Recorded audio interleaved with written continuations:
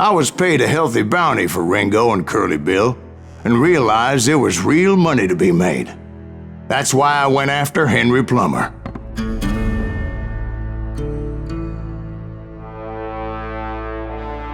Now, wasn't he the sheriff who augmented his income by shaking down miners and robbing gold shipments? That's the one. Oh yeah, I remember him. He ran that gang of thieving outlaws called the Innocents.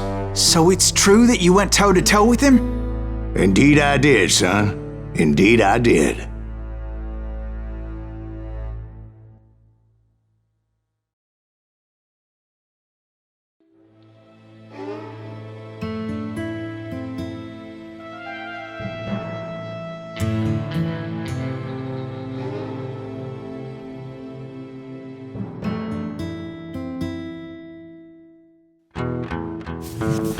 I knew I needed resources if I was going to track down Roscoe Bob Bryant, and hunting Plummer looked like a good way to get rich quick. As the local vigilantes exposed him as the leader of the bandits, and put a generous price on his head. Plummer rallied his gang to plunder one last gold mine before making their escape, and that's where I thought I'd find him. It makes me nervous standing so close to all these goddamn barrels of gunpowder. Why would you be nervous? No one has the cojones to come after us. As long as you don't light up a As my late father pointed out to me more than once, God made men, but Samuel Colt made them equal.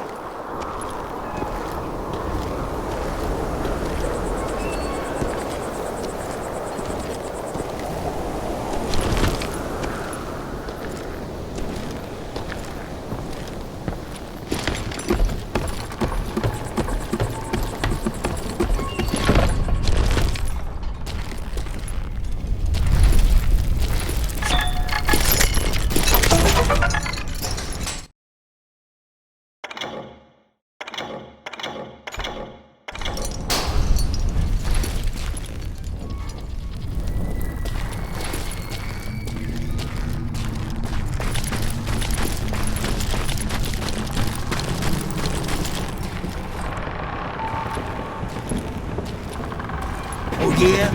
Who the hell is that then? Don't let him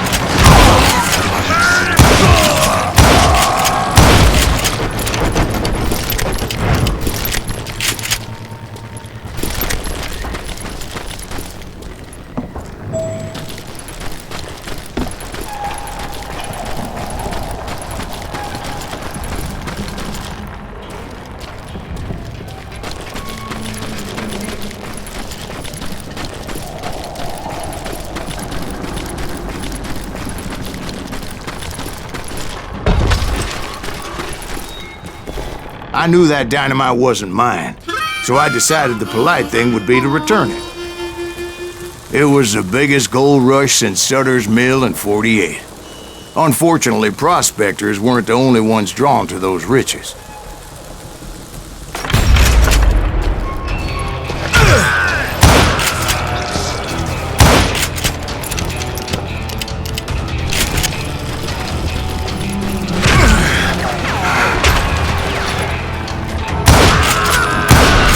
There were thieves and killers, robbing travelers and hijacking gold shipments.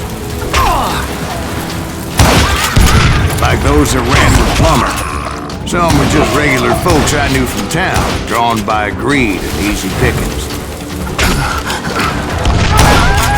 Charlie Crow, the blacksmith. James, who worked in the stable. Sam and Jeremiah Barber, the butcher's son. Of course, the rest were veterans of the Civil War. Stone-cold killers trained on the bloody fields of Shiloh and Antietam. Dangerous, desperate individuals.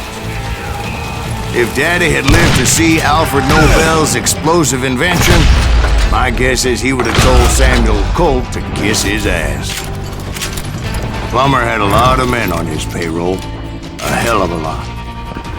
That son of a bitch pretended to protect the public with one hand while stealing them blind with the other. He set up a defensive perimeter which I had no idea how to breach.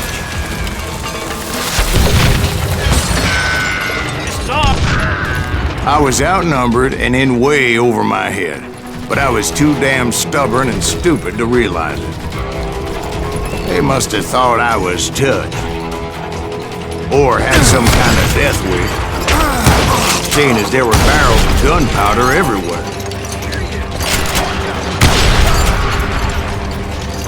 One stray bullet, one stray spark, and I'd be blown to hell and gone. Did I have any second thoughts about what I was doing? I thought I was some kind of hero. I finally made it past and headed on to meet my destiny.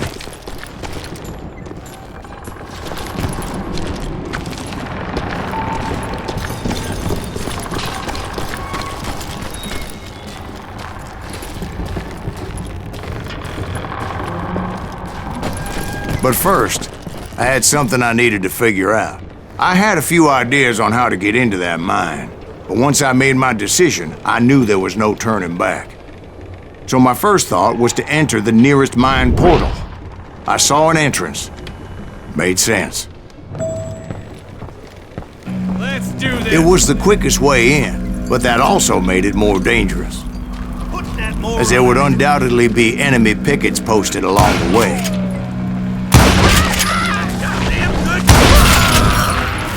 goddamn good.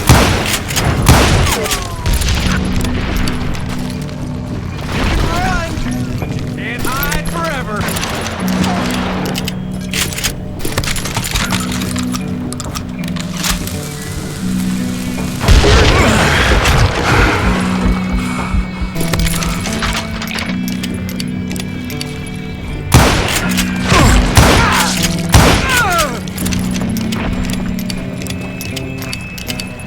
Besides, once you enter a mine like that, it's easy to get all turned around.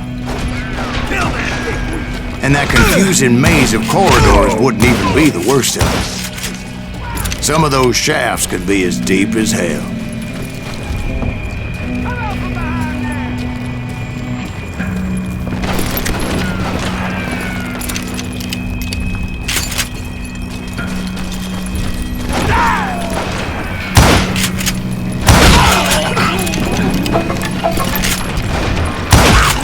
A single stumble or misstep can easily end in a deadly plunge to oblivion. Time to blow your shit up.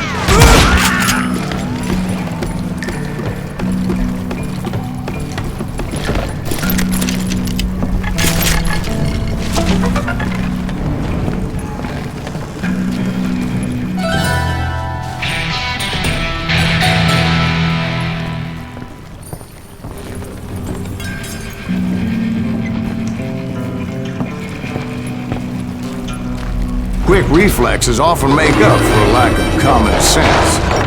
Luckily, I was never one to be easily bushwhacked.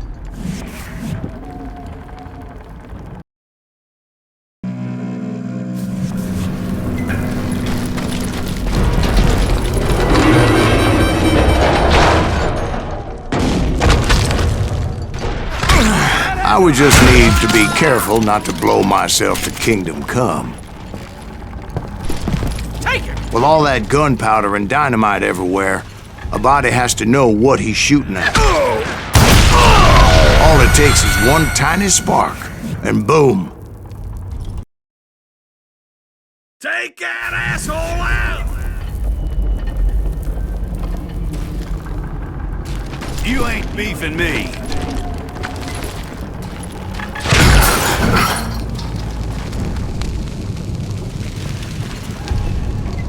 You must be about out.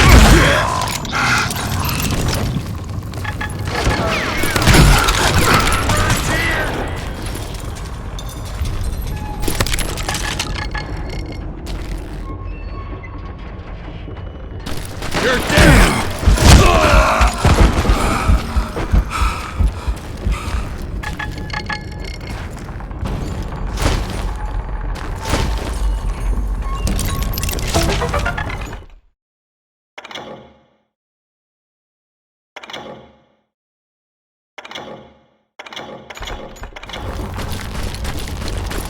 One wrong bullet could have turned that mine into a dad-blasted tomb.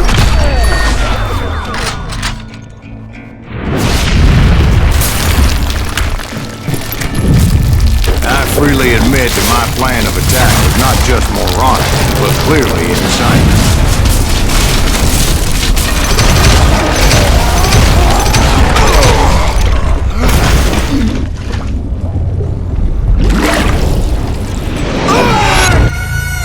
It's a good thing that I abandoned that ridiculous plan before I even tried it.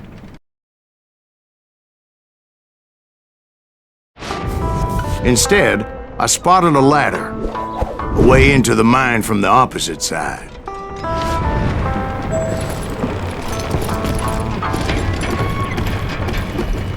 It was a long way around, but that approach seemed more sensible at the time. Of course, being I had a problem with heights, that scaffolding scared the bejesus out of me.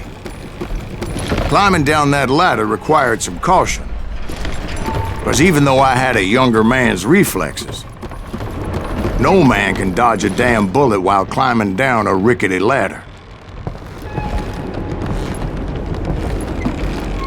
I needed to make a leap of faith, which ain't easy when you're suspended between heaven and hell. I was determined not to give up, however. As Sheriff Plummer seemed quite the despicable character. When the vigilantes discovered what the sheriff was up to, people were outraged.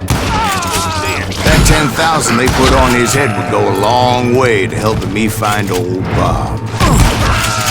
And I had made it my mission to settle that score come hell or high water.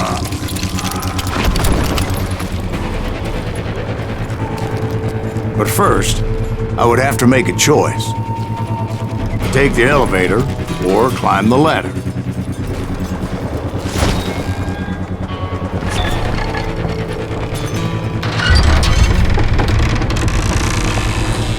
I picked the more convenient and more dangerous route.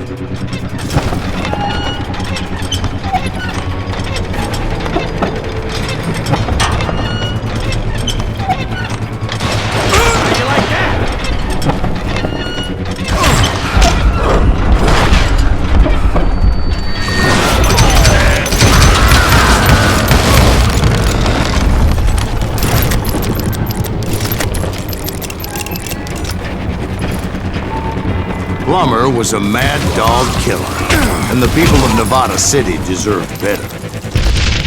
Nevada City? But I thought Plummer met his maker in Bannock, Montana. Right, well, he was the sheriff of both places at one time or another, but that's neither here nor there. The point was, taking him down would save a lot of lives, including my own.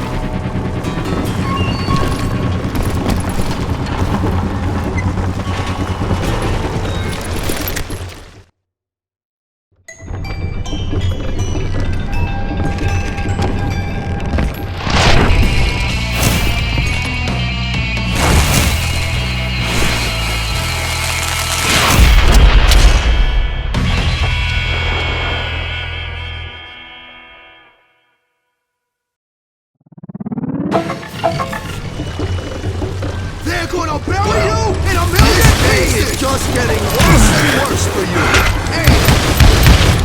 Henry Plummer was clearly unhinged, and I could see right away that this was gonna take some doing.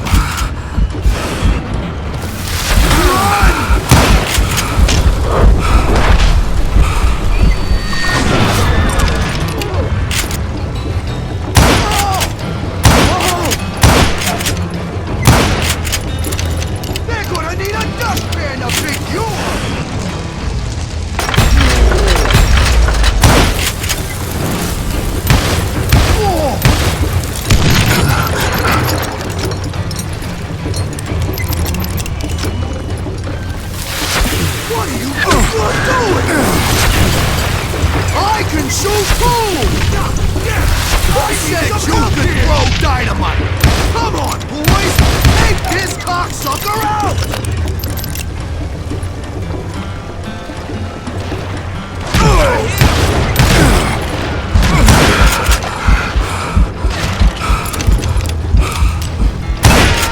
I can't hear you!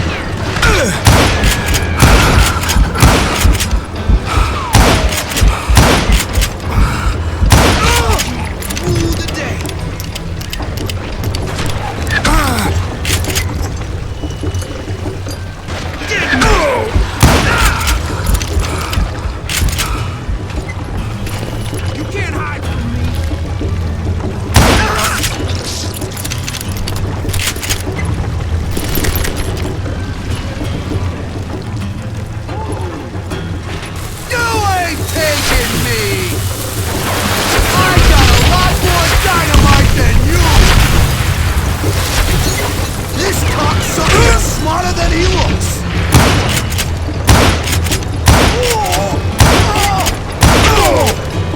No blood money for you today.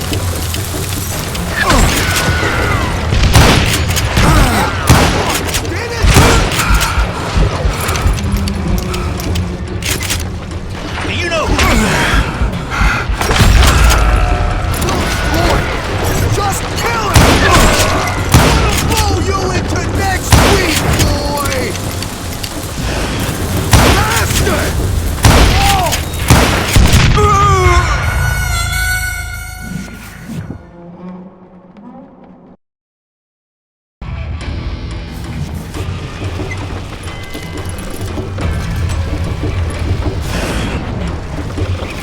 I got a lot more dynamite than you!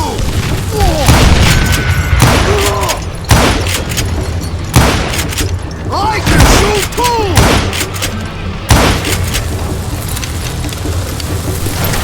What do you think you're doing?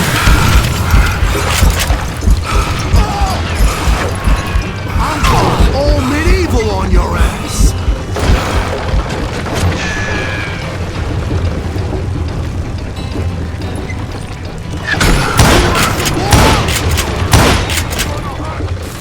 No blood money for you today!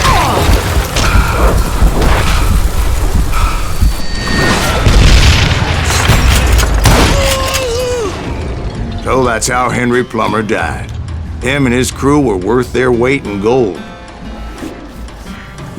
And now, I was officially a bounty hunter.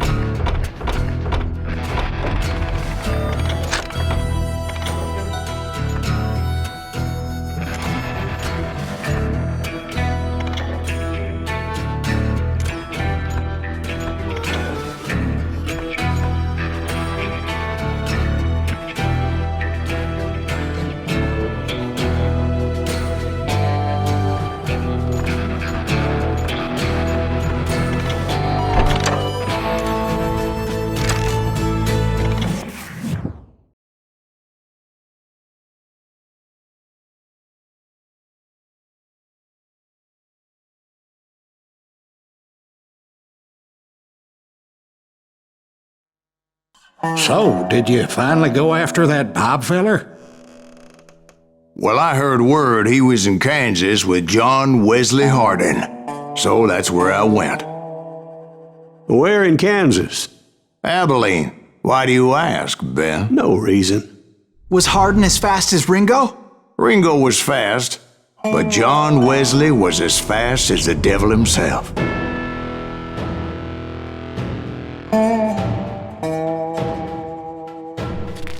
Hell, he killed his first man at 15. From that day forward, he had a price on his head and wouldn't back down for nobody, not even Wild Bill Hickok himself.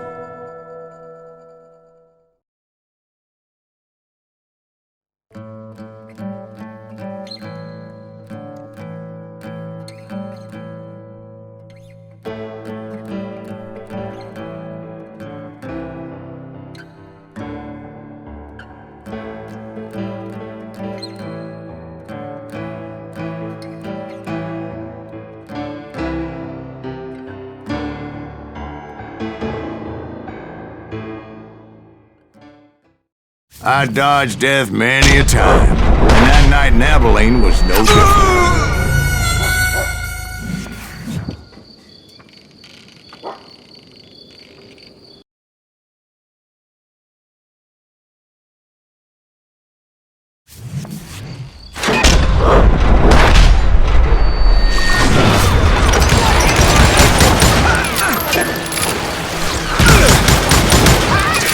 I was there with the intention of finding that bastard Bob and collecting the bounty on John Wesley.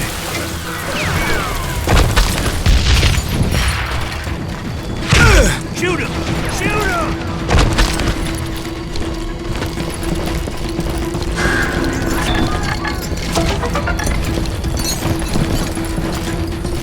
God damn him!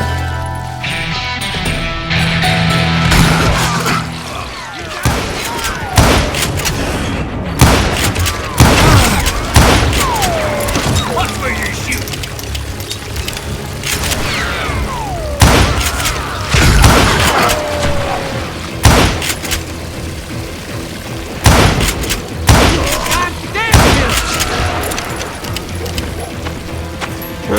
thought the Texas Rangers got Harden. Yeah, that's what they want you to believe. It was cold in a witch's tit and a brass bra that night as I fought my way past his loyal compadres to the very same saloon we're sitting in today. Look around and imagine this place painted in blood. Harden was waiting for me, and...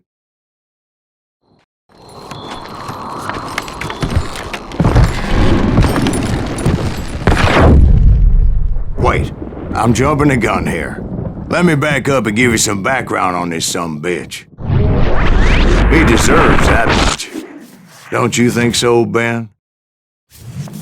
John Wesley Harden was a killer. By the end, he confessed to taking the lives of 42 men. He was a bona fide folk hero by then, and had amassed a gang of armed miscreants and other assorted thugs. He and his men set up camp outside of town, and I was hoping Bob was among them. Shit, it's cold out here. I'm freezing my giblets off. Ain't right, we gotta stay out here and keep it watch like this. Ain't nobody stupid enough to go after Harden. God damn it! Shoot that son of a bitch! They didn't ask why I was there. They knew. As most of them were wanted as well.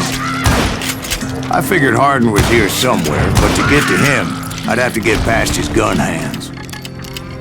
I had to spill a lot of blood to find out Harden wasn't in that camp. He was carousing in town with his closest friends. Harden's boys apparently didn't want me to reach the Bull's Head. Some were hightailing it into town to inform their jefe of my unwelcomed presence.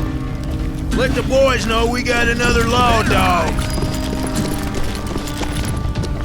I wondered if Bob was among them.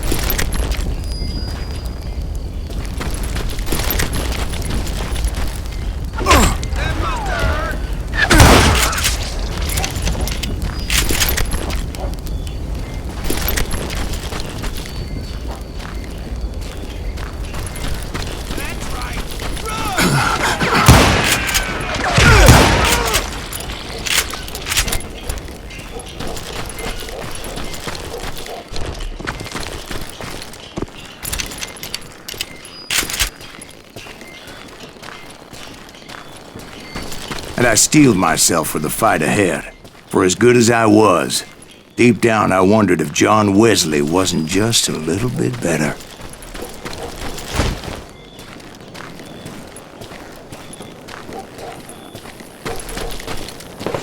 Before I could test my mettle against Harden, however, I would first need to dispatch his cadre of hired killers. Most of these degenerates were beyond redemption, but John Wesley might have been a different story. I didn't learn until later that that night was in fact his birthday celebration.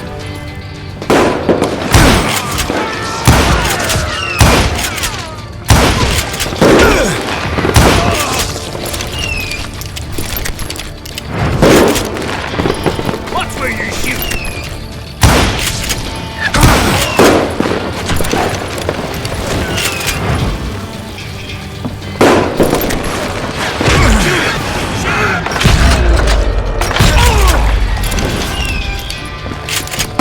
I think I already mentioned that I found Harden in this very saloon. Suffice it to say, nobody there was happy to see me.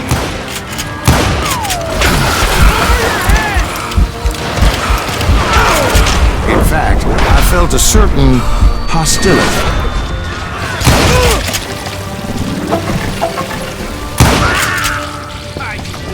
Son of a bitch!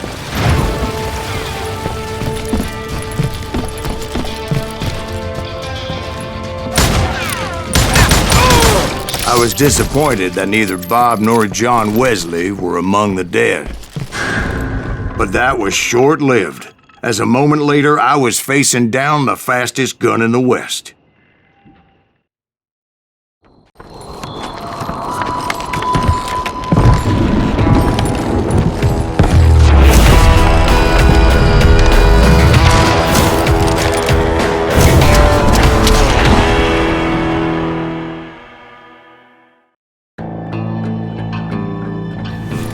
I felt a bolt of adrenaline.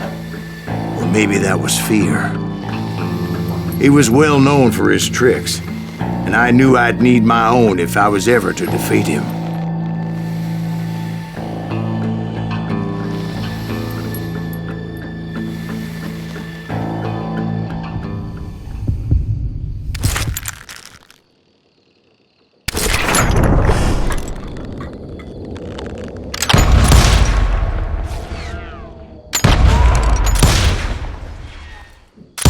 That man was faster than greased lightning.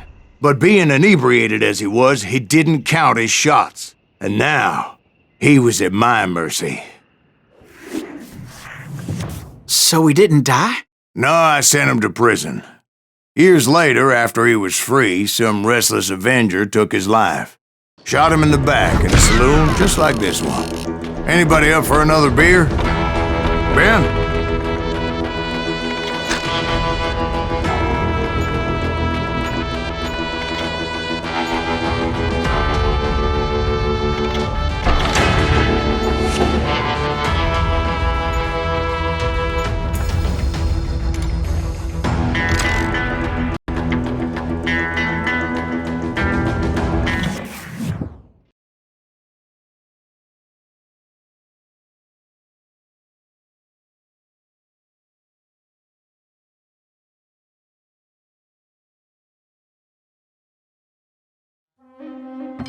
Thank you, darling. Yeah, some say revenge is a dish best served cold. So whatever happened to that Bob guy you were after? Personally, I'd like to hear some of your other adventures. Like, I don't know, did you ever go toe-to-toe with a red man?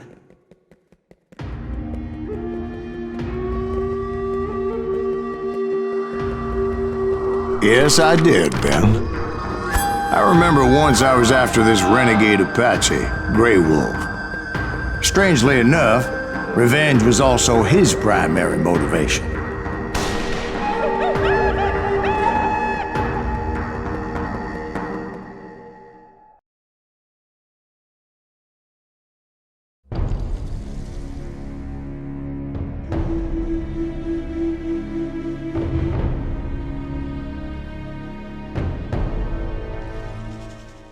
A bounty was put on Grey Wolf's head, and that's how I came to hunt him in the mountains. Mountains so high they tickled the nether regions of heaven.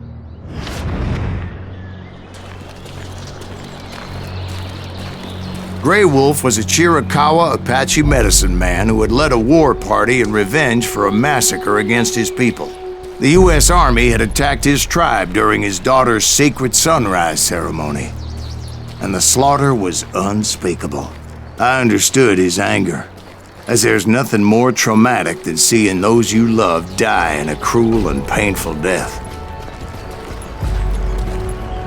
Right from the beginning, I couldn't shake the feeling that Grey Wolf was watching my every move. He led a band of young Apache warriors who wanted retribution and were more than willing to die for him.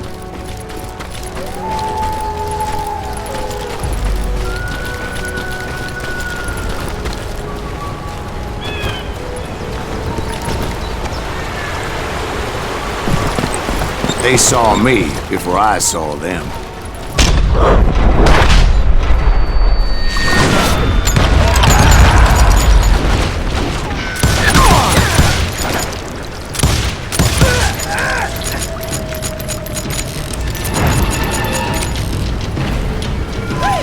And it crossed my mind that maybe this wasn't such a good idea.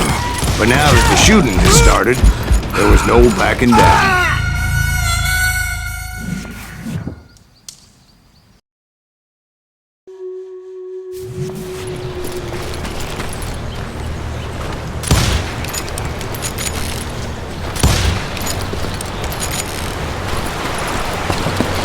They saw me before I saw them.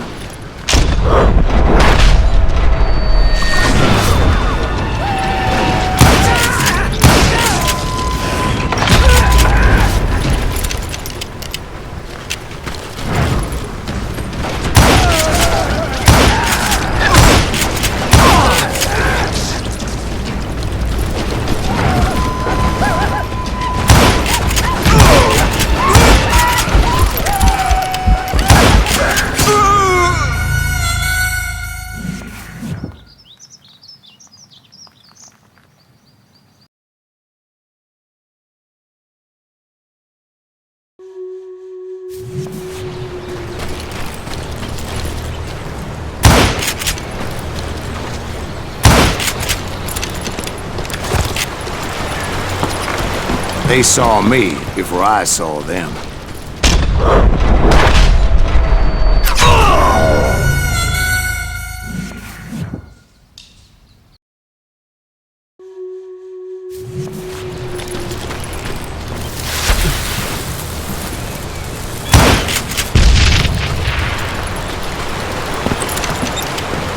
They saw me before I saw them.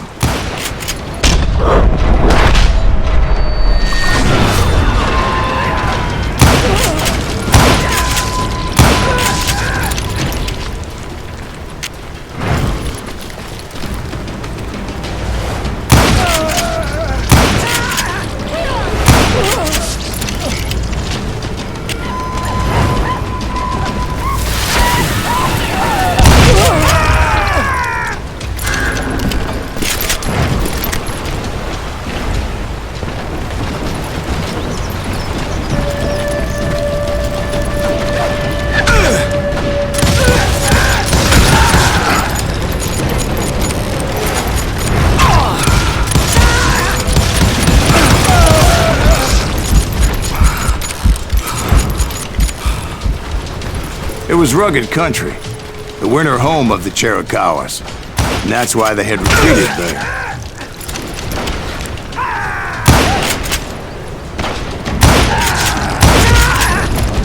I admit to having some regrets about going after them the way I did. But then again, I got a lot of those.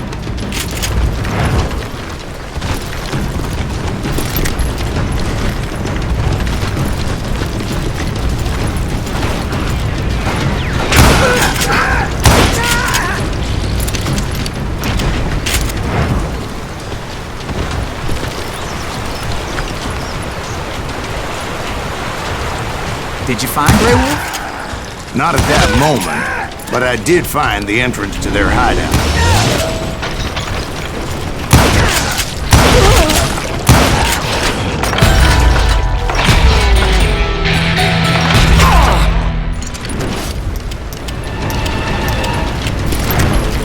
A deep crevice that led to a deeper cave. Don't tell me you went in there. Yeah, but it's not out of bravery so much as pure, angry cussedness.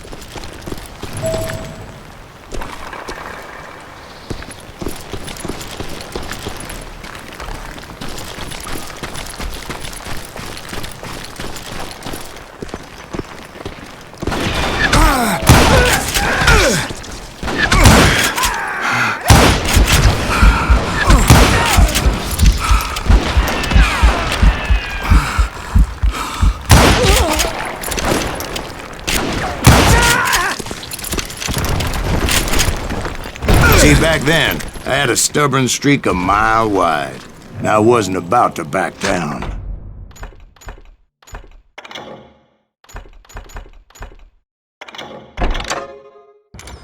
So it was like pitch black in there?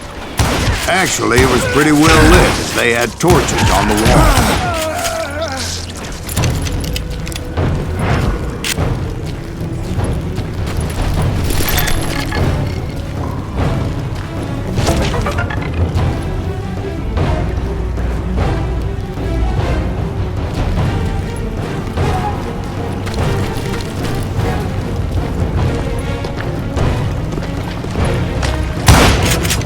How big was his cave? Big as hell, Ben. Chiricahua had hid out there during the Indian Wars.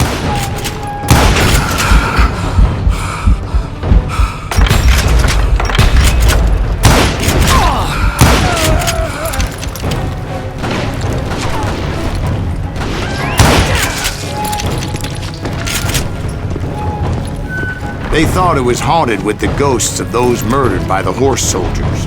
The cave was haunted with dead Indian ghosts?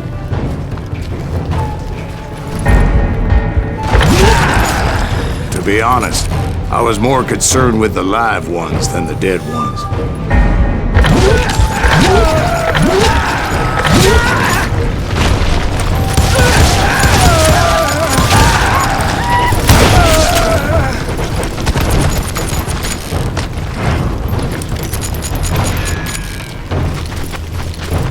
How come you know so much about engines? A few years back, I was married to two Mescalero women. At the same time. Yeah, they were sisters. Polygyny is traditional among the Mescalero. So what happened? Oh, I had to get out of there. Those girls never shut up. Both of them nagging at me all the time. Drove me half crazy. Haven't seen them since. No, I mean, what happened with Grey Wolf? Oh, well, I pursued him into the Cave of Death.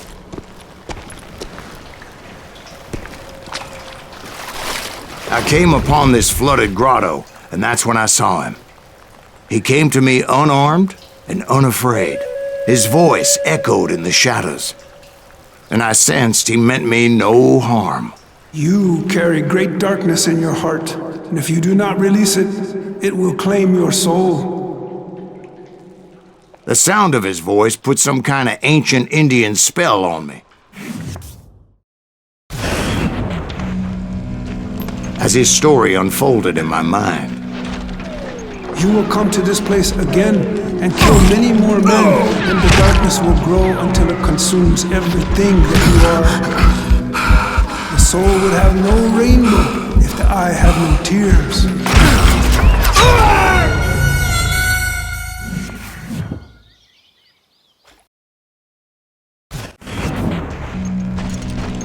as his story unfolded in my mind, You will come to this place again and kill many more men, and the darkness will grow until it consumes everything that you are. The soul would have no rainbow if the eye had no tears. he said I was a great warrior, a coyote man, unequaled by any other pale-faced warrior, or something like that. As his story unfolded in my mind, You will come to this place again and kill many more men, and the darkness will grow until it consumes everything that you are. The soul would have no rainbow if the eye had no tears. he said I was a great warrior, a coyote man, unequaled by any other pale-faced warrior, or something like that. The snakes will bite shadows of your past until a venom poisons your heart, and an echo of the song of the dead summons the spirits deep from within the mountains. I didn't quite get what he was saying, but there was definitely snakes. And indeed, his warriors surrounded me and attacked me like hungry wolverines. They couldn't stop me, though, and Grey Wolf wasn't in the mood for idle talk.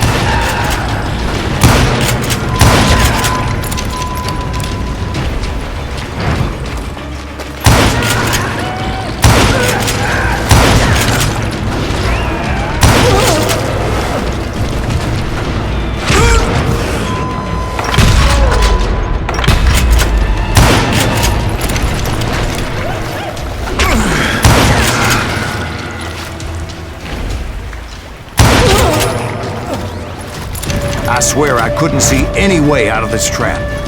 But suddenly, one just appeared. Kind of like a miracle.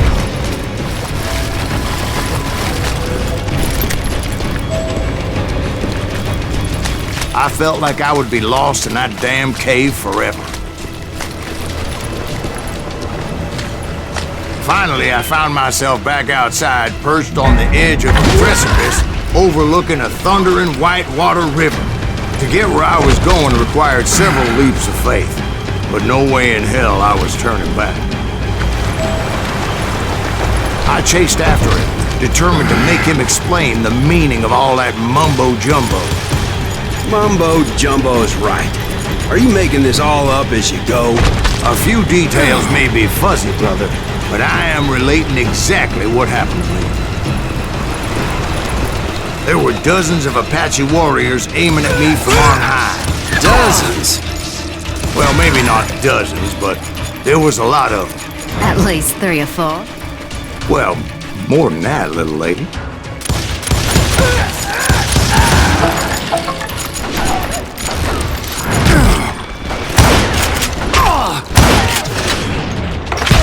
I had a steep climb up creek ahead of me and scrambled up those rocks like a mountain goat. I was determined to locate Grey Wolf and find out exactly what the hell he was trying to tell me. And wouldn't you know it, that crafty son of a bitch led me right into a trap. What kind of trap? Well, son, there had to be at least 100 Apaches surrounding me. 100? God be my witness. Oh, come on. Who you kidding? Hey, I believe you. Come on, tell us how it ended. All right, but I'm not gonna drag this out. Where were we? You were surrounded by 100 Apache warriors.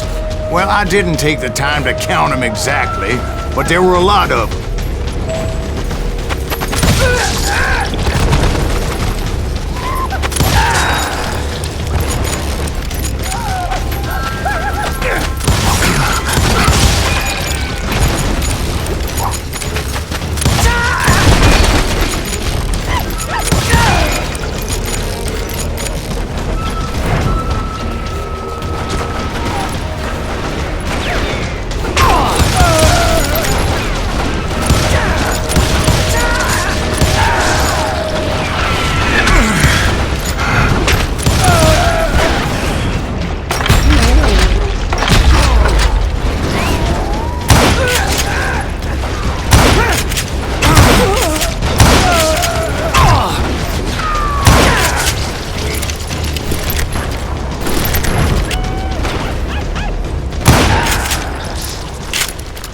And in the end, a path appeared before me that I had not seen before. I followed it as I desperately needed to find out what Grey Wolf was trying to tell me. But it was like that son of a bitch disappeared into thin air.